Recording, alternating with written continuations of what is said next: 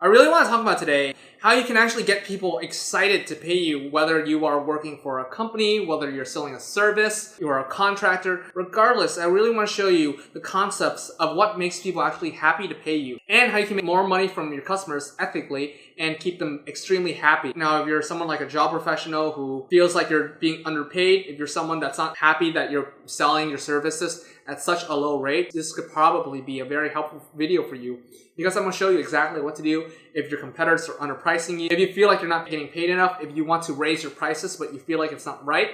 Really want you to watch this video and show you exactly how to get over these issues. This is actually a very common thing in sales and marketing where you're testing the prices, and I really want to show you my process of how I charge a significant amount for my clients that I do marketing for, and how you can do the same. One of the first things you need to understand is you need to find the right customer. Not every customer is going to fit with you, and you need to understand the customer types.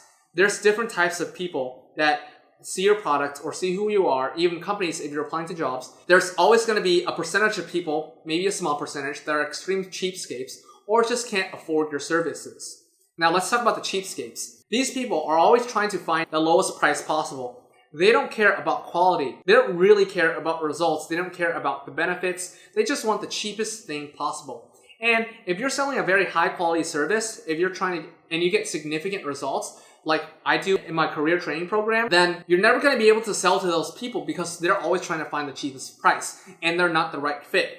So unless you're charging a ridiculously high amount that most people cannot afford, then they're probably being extremely frugal about how they spend their money and they don't see the value in what you have, and there's not really a point in trying to sell to those people. So those people, just get them off your list, get them off trying to sell to them, and ignore those people. Focus on the people that are actually willing to invest in themselves and invest in your business and actually want to make a change with your service or whatever you're selling.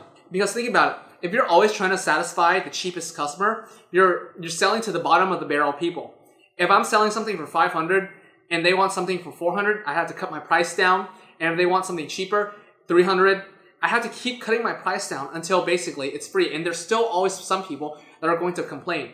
If I charge my price at $5, they're going to complain, why isn't it $1? If I put it to $1, people are going to complain, why is this not free? And those people absolutely do not see the point in investing in themselves or seeing the value in working with you. So ignore those customers altogether because they're a massive headache. Next, what you want to do is you want to charge based on value. And I'm going to show you this from personal experience from my marketing agencies as well as my career training program. And so I have two different services in the past. I used to charge $5,000 per client for a career training service where I do the resume interview and teach them digital marketing to help them get a high-paying job in digital marketing. And now I also have clients that pay me $5,000 at least each and every month to work with me for me to do their marketing for them. Now, for some people, $5,000, that's a $60,000 per year salary. Now, for the career training program, people say this should be free. Why is this not free? And I would ask them, how much do you pay for a college education? $20,000, $40,000, $100,000 per year, and you're complaining that you have to pay me $5,000 because I'm giving you cutting edge information from all my years of knowledge? Doesn't really make sense. I'm charging you based on the value you get.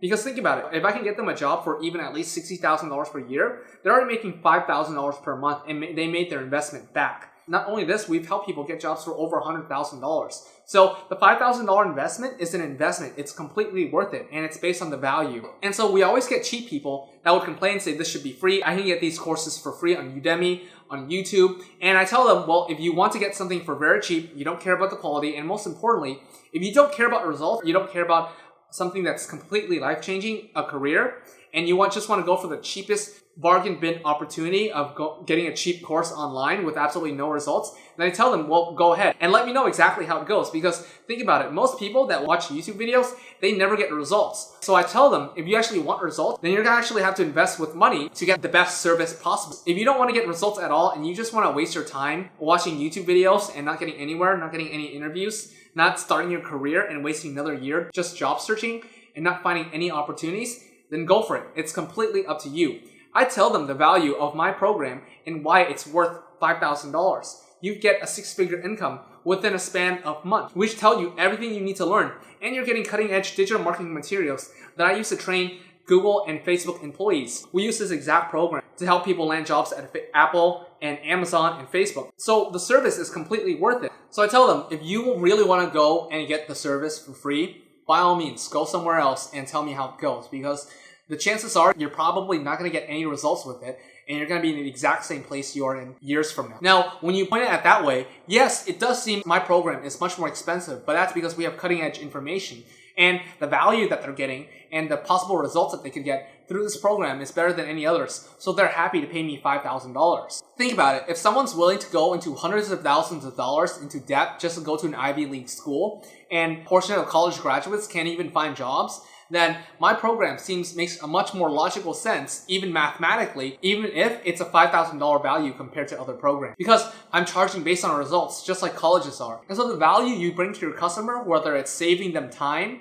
making them a lot of money, or saving them a lot of money, can be all possible things that you should put into when you're thinking about charging. Think about it. If I work as a marriage consultant, a marriage counselor, and I'm helping people save their dying marriage, I can charge $5,000 because think about it. How much money would someone lose in a divorce? They could lose half their assets, half their stuff. They won't be able to see their kids. The amount of loss is unimaginable. So if I can just save your marriage for just $5,000, it would be a pretty reasonable price. Think about lawyers. If they can save you from a lawsuit that could cost you all your money, then a $5,000 fee makes sense. So you need to charge on value. Next thing you want to do is you need to learn to sell on tangible results. And what do I mean by this? A desired result that can actually be measured. A tangible result is a real result, which means, for example, making an X amount of money. We help people get jobs that pay them, that allow them to work from home and pay them $70,000 to over $100,000 per year. That's a real tangible result. If I was a marriage counselor, I could stop people's marriages and save them half of all their assets. That's a tangible result. If I was a lawyer, I could help someone win a lawsuit or prevent lawsuits.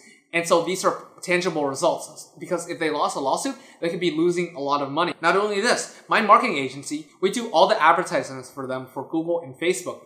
I can charge $5,000 because it saves them so much time that they don't have to worry about running any Facebook advertisements or Google advertisements and wasting all this time learning and optimizing the campaigns. I do all of it for them. So it only makes sense for them to pay me, and they're happy to pay me because I can make them a lot of money. Not only this, if they don't do their marketing correctly, they could be losing out on millions of dollars from wasted advertising, showing the wrong ads, and not bringing in results. Or they can just pay me $5,000 every month, and I take that entire problem away from them, and it's gone. That's why they're happy to pay me $5,000 every month for me to do their marketing for them. Another thing would be the opportunity of massive gain, which is a massive win for them.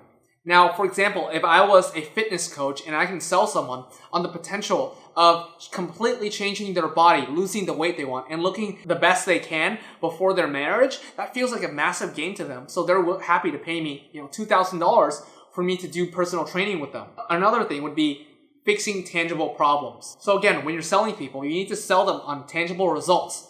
Whether it's massive gain, helping them get an amazing result they really want, or preventing massive amounts of loss, whether it's saving them money, saving them hundreds of hours, saving them time, saving them a headache, they'll be happy to pay you. Now next, how do you deal with your competition underpricing you? Let's say I'm selling something for $2,000 and my customers are complaining, saying, I can just go somewhere else for $1,000.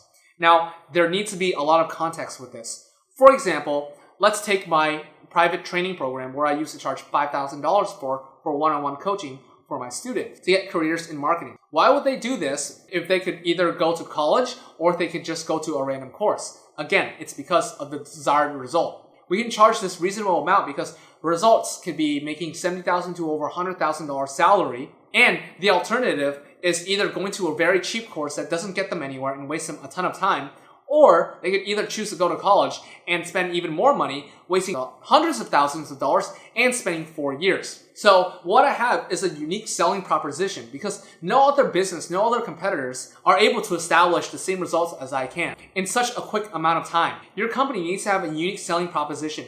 If there's two companies, company A and company B, same services, same service delivery, nothing different, and one charges $2,000 and the other charges $1,000, then it only makes logical sense for you to go to the $1,000 company.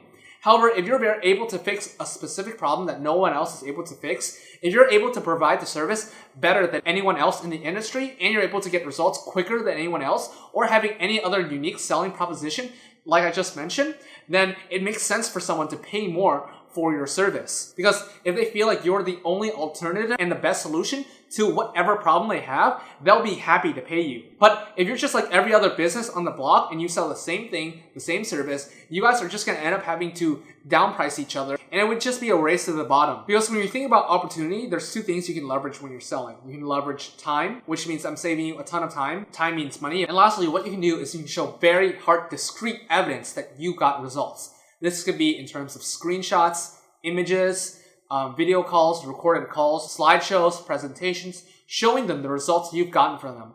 For example, my marketing agency, we have weekly calls with the customers to show them the results we've driven and how we got those results. We tell them exactly what we do and the results they got, so they know exactly what impact they have on their business. Because if someone buys something from you and you're providing a service and you're doing amazing and you're getting them amazing results, however, they have no idea that you're even getting them results and they don't understand that it's happening in the background, then they're not going to be happy paying you because they're just going to think, what am I paying you for? However, if you can show tangible results, you can show graphs, or you can show the result they've gotten, whether it's before after pictures, again, screenshots, slideshows, whatever it is, if you can show the results that's tangible, that shows that whatever they're paying you makes sense, they'll be happy to keep paying you that amount of money.